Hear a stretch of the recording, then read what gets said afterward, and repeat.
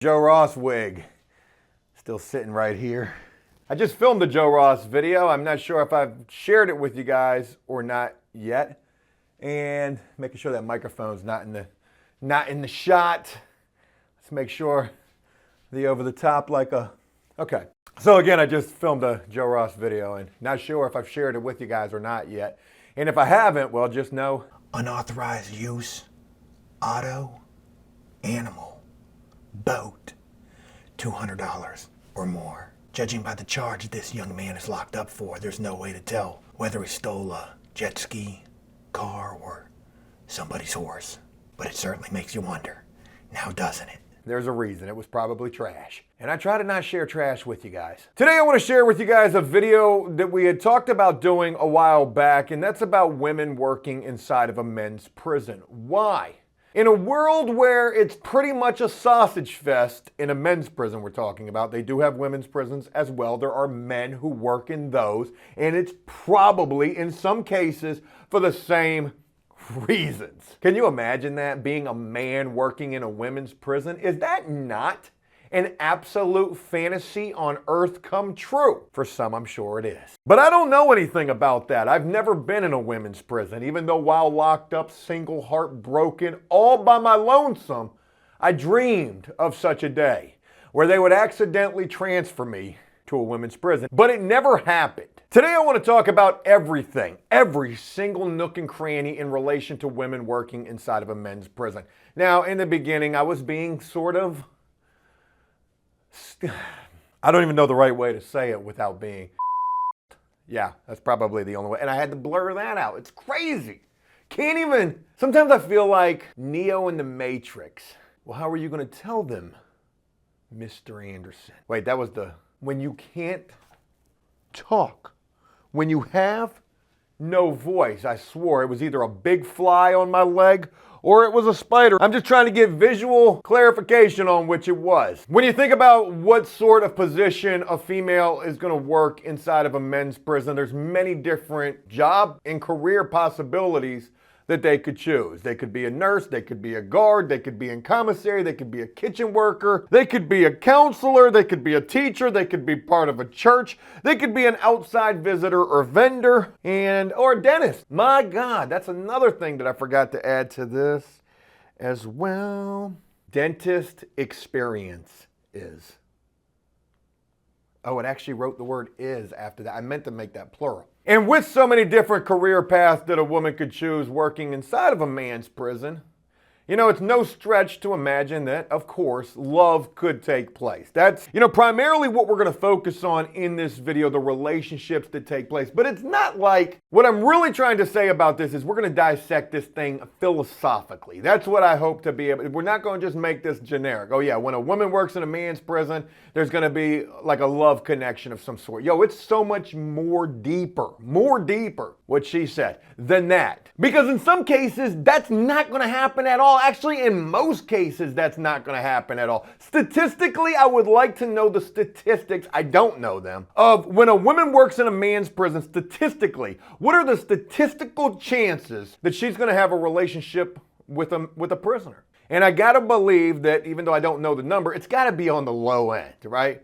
Maybe like a 2 or a 3% chance. Maybe it's even lower than that. Maybe it's a 1% chance. Maybe you got a better chance of winning the lottery and getting struck by lightning. But I don't think that that's true. So I guess the next place that I want to go with this is the fact that, you know, more times than not, having a woman working in a man's prison, it's a man's world in there, straight sausage party, you know, can add a lot of complication and confusion, especially confusion on the part of the prisoner. Oh my God, she said hello to me. She's my soulmate. I know she feels this connection. And if she don't feel it now, dog, you better stop talking like that. You're starting to worry me that you're going to have to go out there and check yes in that box and then have to register. And I'm not talking about them hands. Well, yeah, the hands would be part of that registration. Talking about registering as a SO. And there's another type of registration that some guys will say that I gotta go home and register these hands. Boy, you ain't trying to see these hands for real. I gotta register these things right now. They got the serial number scratched off of them. Some dudes actually, I've heard, I don't even know if this is true or not. I've heard that some guys have to register their hands because they're so nice with the bung bung. Confusion can come. That's the first thing from women working up in a men's prison. And we're going to talk about that in this video. I've got a couple of examples, real life examples that I experienced while serving time that I want to share with you guys. But before we get into that, I want to go back to why would a woman work inside of a man's prison? It's a job. It's a career. Hey, there's nothing else. It's the best job that I can find. Yeah, right. But for some, it's a calling. Maybe they go into this feeling like, yo, I'm doing society a favor. I'm doing society a favor. I'm keeping the mean streets clean. Or maybe I can help change somebody. And I'm not even going to make any jokes about this because there are people who go into judicial career paths feeling like because of that they can do some sort of good. So, and shout out to anybody who goes into this feeling like they can. And then they get the job up in there and all they do all day long is talk about, sit down. I didn't tell you to get up. Turn the TV down. Turn it off of BET. Yo, there are some guards that won't even let you put BET on the TV. And this is, boy, hey, back in my day when you used to have to walk 5 miles uphill and downhill to prison in the snow, that was the time, yo, you ain't putting BET on. Put CMT on instead. Let that shit happen today. See, the world is different. Different world back then. Maybe for others, women working inside of a man's prison, it's bragging rights or maybe equal rights. Hey, look, I got just as much of a right to work in this facility as a guy does. Maybe for some it's missionary work. I know I was using that as the build up. For some it's a calling. For others, it's a way of life or possibly bragging rights. Maybe it's missionary work. Missionary. See what I did right there? That was a written joke and it probably missed. So bad. Maybe for some it's cool. Maybe for others it's dangerous. Maybe they're adrenaline junkie. A little bit of Evel Knievel, if you will. And maybe for others, maybe that slim 10%, it's the lure of the bad boy. Maybe Tinder and Plenty of Fish and Bumble ain't doing it for them out there. They're going on all these dates and meeting these paper pushers and these just straight dweebos. And the guys that they're really into are the ones who are locked up. And those are the females you really gonna be hoping working up in the prison. And that's gonna be the females that you think every female working in the prison is. Yo, she only working up in here because she like to watch the wood and she like the bad boy. I'm gonna give her both of them joints. Boy, I'm like, hey, girl, guy, I swear to God, I'm like Martin Lawrence and Will Smith in Bad Boys 1, 2, and 3. In 3, they were old as shit, but that was still a good movie though. The entire Bad Boys trilogy, that shit was bussin'. Oh, I learned that recently. I'm going to try to use that more. Can you use bussin' in a sentence, please? When I was 15 years old, I was bussing at a Mexican restaurant. No bullshit. That was one of my first jobs. Another note that I had taken on this video, sorry, I crack myself up sometimes. I said for the latter, this is when the problems and the parties began. Talking about the lure of the bad boy. There's nothing like being in prison, said no one ever. But if you are stuck there ain't nothing like when them rookies and them new hires come through. Whether we're talking about new guards or counselors. When they're doing that first initial walkthrough, and boy, all eyes on them. They walk in the Green Mile for real. You got the young little 18-year-olds who got the little peach fuzz going on. These gonna be the guards telling you what you can and can't do, but then you got the ladies as well. And boy, hey man, you ain't never seen dudes more in tune, more, pumped. Hey, yo, hey, boy, hey, the new folks coming through right here, boy, hey, God, girl, what's your name? What your name is? The cat calling, hooting, and hollering, that shit's gonna be bussin'. That's right? That word? And just like for the prisoners who's gonna be bug-eyed, cartoon-eyed looking, sometimes foolish, I guess is a good way to put it. I've been in that category myself. When you're locked up and you ain't really around no women, and then some new ones come through who ain't looking like a bus driver from when you was in elementary school, you ain't gonna be hardly able to contain yourself, but you better before you end up having to go home and register. That's real spit for you. And registering don't be bussin'. I've heard, I don't know anything about it, but I've heard that it's not. Oh yeah, but I got off track right there. What I was trying to say was just like it's going to be such an exciting time, I guess. For some ladies, it could be that as well, or maybe even scary. Maybe they're addicted to the fear. Maybe they grew up watching Fear Factor. Y'all remember that show where you had to eat a bowl for $50,000. See, some of y'all don't even know about what it was like to walk 5 miles uphill and downhill with basic cable television. You know, some women who work in a prison are going to be way worse than any male guard you ever experienced. And it's simply because of that's just the barrier, the wall that they've got built up. They ain't going to let you penetrate.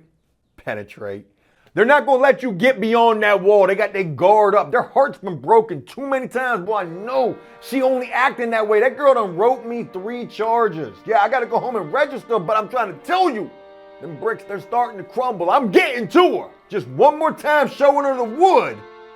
She gonna be about the kid, I'm trying to tell you. What you mean you giving me 5 more years on my sentence?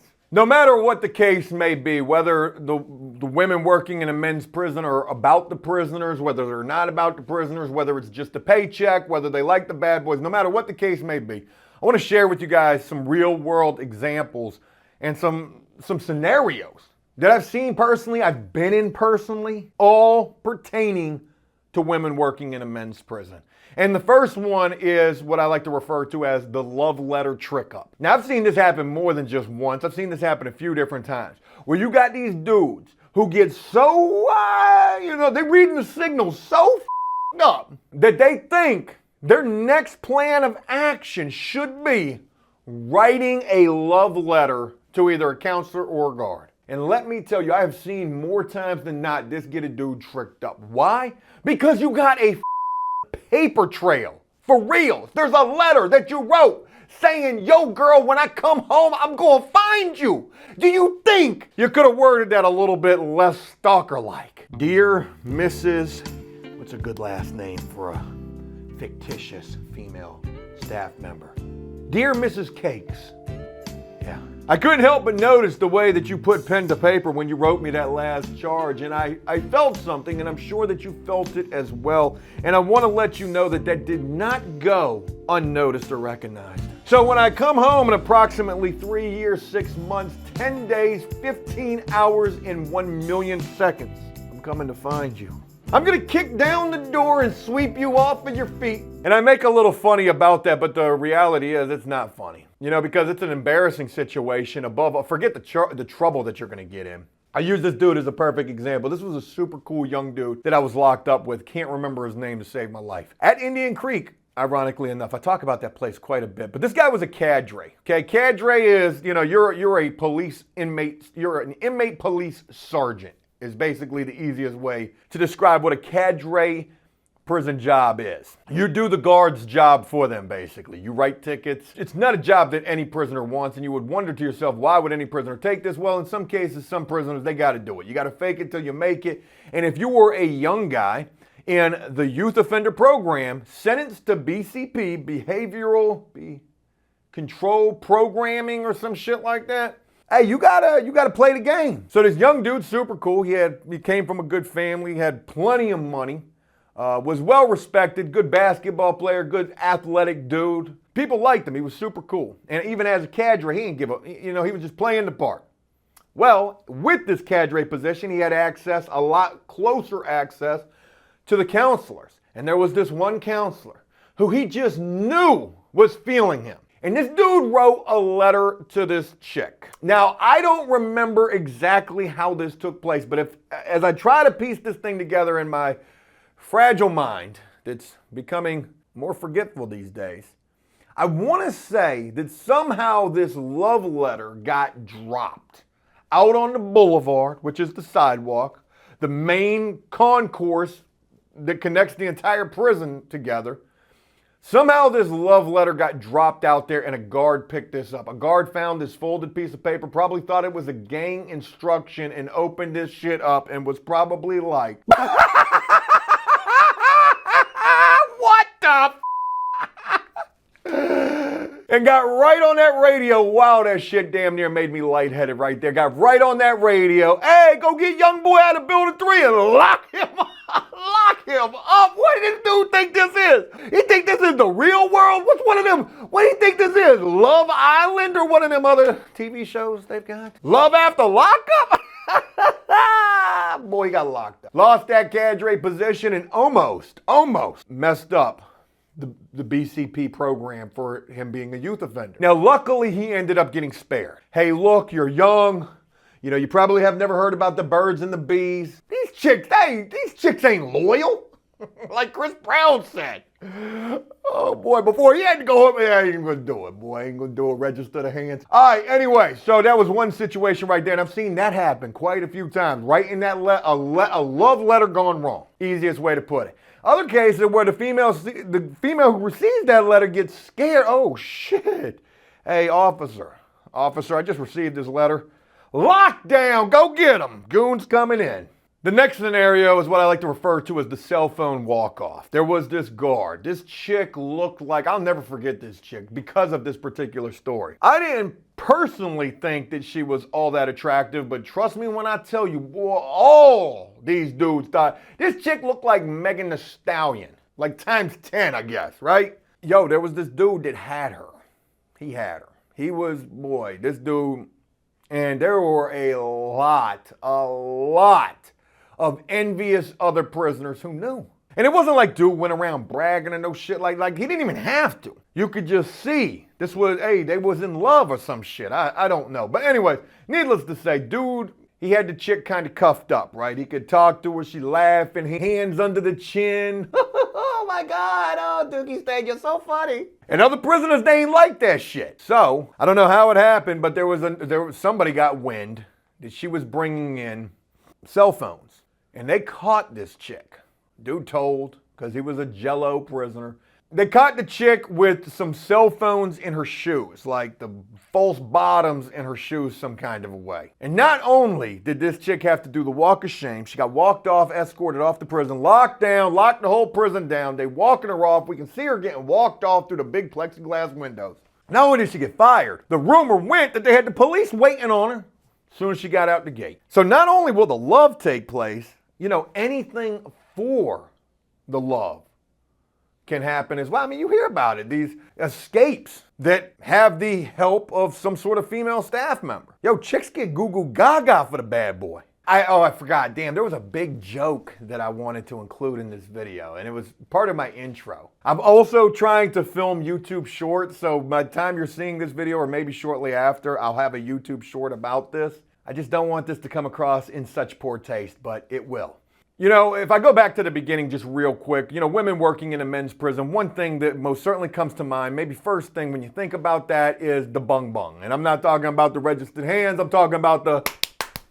So with that, you know, I know firsthand about females working in a prison or a jail that, you know, are going to fancy the bad boy. And I know it may sound crazy, you may look at these fitted polos and say you don't see the bad boy no more with Joe, but you better believe do-rag used to be tied super tight. You couldn't tell me nothing. And with that, I know firsthand from like 1.5 experiences involving females working in a prison or jail, fancying me myself. And I know you're probably hearing this thinking to yourself, Joe, you know, that sounds crazy. 1.5 times? What does that even mean? And then, yeah, right. Only 1.5 times? I mean, look at you. Look at you, boy. If they could see you now, or at least a couple of years ago when I was really hot.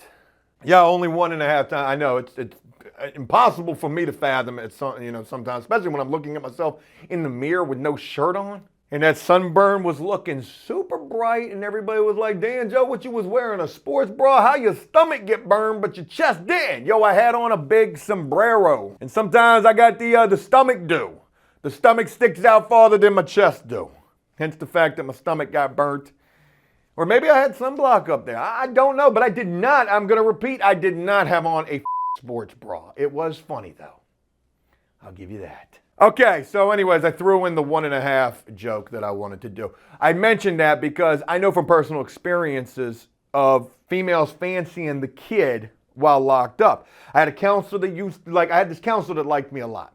Now, there was a nurse long before the counselor, the Michael Schofield type of situation. I had that minus the escape. But I had the nurse.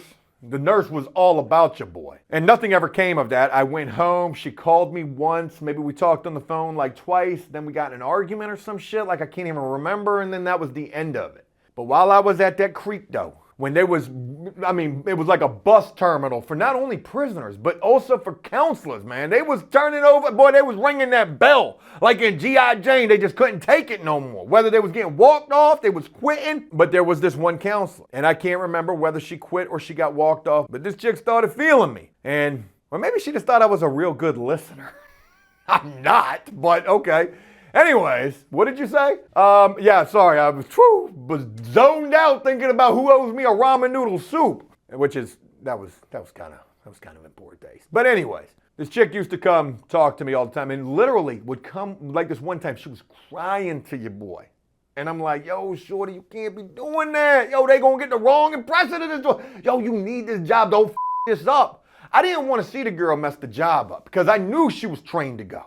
And if it weren't going to be for me, it was going to be for the team, and somebody was going to eat off of this situation. And I know that's horrible to say, but that's what you're thinking about when you're in prison. I'm just real enough to say it. But I definitely didn't want to see the girl get fired or quit, which one would end up happening, and I can't remember which. I want to say she probably quit. And let me share with you another thing that happens when women work in a men's prison. And this is where I was talking about the philosophical thing at the beginning of this video. Yo, sometimes these chicks come into these jobs.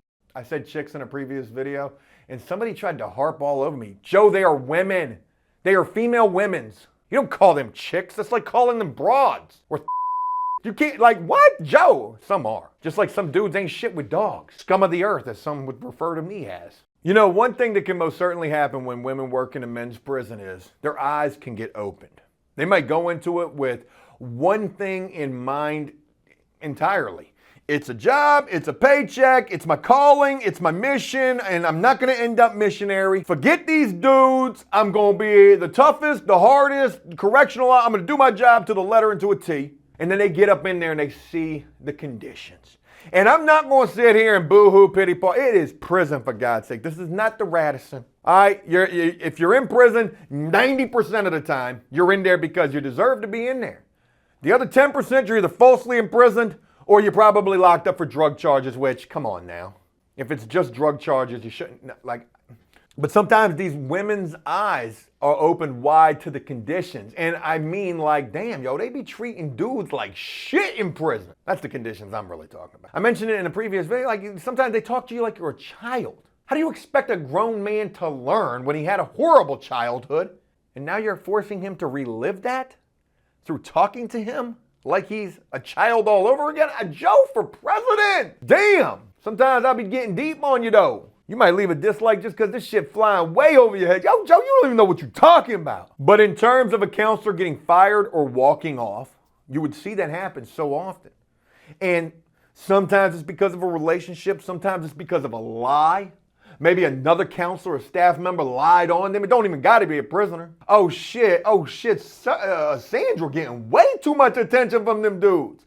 And I didn't even wear no drawers today and ain't nobody talking to me. Your Honor? Major? Warden? God? Sandra over here fraternizing with the inmate population. Fire that bitch. I'm going to share two final things real quick. I didn't mean to make this as long as I did, but sometimes I get carried away. You know, you will have women who work in a prison who will be wood watchers. You will have prisoners in a prison who think that a female is a wood watcher and she really ain't. So there can be a lot of confusion that comes from that. You will have prisoners who are so hungry, so thirsty, I guess is a better way to put it, that they will sniff the chair of a female when she gets up. Folks, I want to share with you a classic cartoon comic strip that I drew while in prison that is exactly about this. This was one of the most shocking things that I ever saw while in prison. And I said to myself when I saw this taking place, holy shit, I wonder what that smells like actually. I'm kidding. I was like, holy shit, look at where the I am. I can't do this again. I can never do this again. It wasn't the violence that scared me straight. In part, it was that chair sniffer. Heard he's still sniffing chairs to this very day. And the final thing that I want to touch on a little bit, because it touched me, was an experience that I had going to a dentist one time while in prison. Ironically, I was not at Indian Creek. I think I was at Haynesville. And I went to an outside dental. This was like a field trip. And when I got here, I mean, this was a real dentist office. They just worked on prisoners. Can't even imagine how much money they were getting for the state to take these cases. But anyways, this dentist He had the young girl, boy, I don't even know what you call that. They were the dental assistant, maybe? And yo, this chick was so leaned over on me, like, yo, the whole chest and the hey, all over your boy. And I know that she was doing this on purpose. There was no other excuse for it. She did not have to get that close. But I most certainly appreciate the fact, or I appreciated then, the fact that she did. Folks, that joint was burned in my mind like a wood-burned etch-a-sketch or whatever, wood carving, wood burning. That joint, boy, that joint was fossilized in my mind after that, boy. I could have swore hey, go, boy. And I think I was getting a tooth pulled. And, you know, with these things that I've shared, I'm sure there are so many others who, well, anybody who sees this video, some who can relate to these type of things. And just like I shared the cartoon about the chair sniffer, I want to share one final cartoon that kind of, you know, you might hear me talking about the dentist thing. Oh, Joe, that shit ain't happening. It did. And I even drew this other cartoon. I think it was a dentist cartoon, maybe dentist doctor or something. But look at the dental assistant. Chest all over, dude. Yeah. Crazy shit. Folks, women got every right to work in a men's prison, just like men got every right to work in a women's prison. It's equal rights these days for all creed, colors, nationalities, backgrounds, everything. And everybody. And this was not in any way to make light of that, even though we did crack some humor in this. The fact of the matter is, when you put women in a men's prison and when you put men in a women's prison, yo, shit is bound to end up turning into a Girls Gone Wild in real life. It's just the way the shit goes down. And I wanted to share it with you. And I hope that this was a video that you guys enjoyed. And if so, please leave a like and a comment letting me know exactly what you thought about this. And as always, until next time, enjoy life, the free world, never get locked up, and make the most of every day. Peace!